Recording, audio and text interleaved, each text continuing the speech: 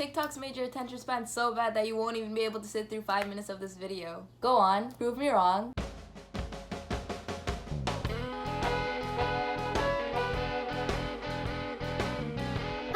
And welcome back to a little bit of everything with Lava. Today we're going to talk about boredom. It seems so easy to get bored of everything nowadays, from subjects to hobbies to music, games, people, relationships. But is there a way to not get bored so quickly? Let's first look at hobbies and subjects. The first thing you should be asking yourself is, are you even interested in what you're doing? Obviously, we don't always get to choose the subjects that we're doing in school, but when it comes to hobbies, make sure it's something you actually enjoy doing. You'll automatically be less bored when you're doing that thing, and you'll actually look forward to doing it more often. Number 2, you have to stop it before it gets hard. No matter how much you can enjoy doing something, the moment it gets hard, it's natural for you to not want to do that thing anymore. Don't put too many expectations on yourself. It's just a hobby. And when it comes to subjects, I feel like the main reason why we don't find things as interesting as we could at school is because our main intention at school nowadays isn't to actually learn what's being taught. It's to memorize it and get the best grade possible. So if you want to make subjects more enjoyable, actually take in what you're studying. It'll actually make studying a lot easier too, and it'll make the subject seem a lot less boring. Number 3, don't compare yourself to others. I lost interest in such a big hobby of mine just because I felt like I wasn't good enough. You have to be doing the thing for yourself. If you're doing it to impress other people, then you're not gonna find fun in it, and it's going to get boring. Number 4, add a fun element to things. If you're working out, listen to your favorite song. If you're playing an instrument, play your favorite song. If you're trying to make studying less boring, then light up a candle beside yourself, or decorate your workspace in a way that you actually want to go and sit there, or use a pretty notebook or a nice pen. There have been so many times where I would get a pen that I really want to use and I would have nothing to write about, so I would just scribble all over the place. Number 5, take breaks. No matter how much you love doing something, it will eventually get repetitive and you will slowly start to lose interest. So take breaks and do other things you like, or eat something, or just stare at the wall. It's a lot better and way less draining than doing the exact same thing for several hours straight. Number 6, fix your work area. Every aspect of doing something has to be welcoming to you if you want to continue to want to do that thing. A clean workspace makes such a big difference. It actually motivates you to do things, whereas an unorganized, cluttered workspace will do the exact opposite. Number 7, change your location. Go do your work outside or at a cafe, even though I think they're closed right now in most places. But sometimes going out of your house can make something a lot less boring. If you can't go outside, just go work in another room or go sit on your balcony until you catch people staring at you and then you have to go back inside. But still, it's nice while it lasts. Number 8, it's okay to change what you're interested in. Life is about finding out what you like and what you don't like. So if you don't like a hobby anymore, then it's completely fine to let go of that one and pick up a new one. Just because the people around you expect you to become good at whatever your old hobby used to be doesn't mean you have to continue to do it just to live up to their expectations. People's tastes change, so it's normal that what you used to enjoy isn't what you enjoy anymore. But if you have no choice but to be interested in something for whatever reason, then remember why you're doing it. Sometimes a reason is enough to keep you going even when you don't want to. So make sure you have one. And if you want to give up because you feel like something is hard and boring, just realize that the more you keep going, the easier it'll get. And eventually, continuing to do something for a long period of time will pay off. Now, how about simpler things like games, YouTube, Instagram, social media? Do you feel like it's gotten a lot more boring ever since quarantine started? Nowadays, I go onto Instagram or YouTube and I scroll through it, or I watch videos and I get bored. And so I leave the app and I still have nothing else to do. So I go back on it and I mindlessly scroll and watch content that I don't even enjoy. And I know for a fact that I'm not the only one. It's so hard to sit through an entire video nowadays. I mean, I see my average watch time. Most of you can't even sit through 2 minutes of my video. But then again, that could just be my videos. But anyways, honestly, when it comes to things like this, the best thing you can do is stay off of the apps and go do something else. Even while scripting this video, I touched my phone so many times, even though no one was even texting me. Somehow, no matter how bored we are of our phones, we just can't stay away from it. So if you actually get bored to the point where you don't want to touch it at all, take advantage of it and go and talk to someone in your house, or go outside for a walk. Do something off of your phone, off of technology, and then when you come back, you'll probably find social media a lot more entertaining than it was a few hours ago, even though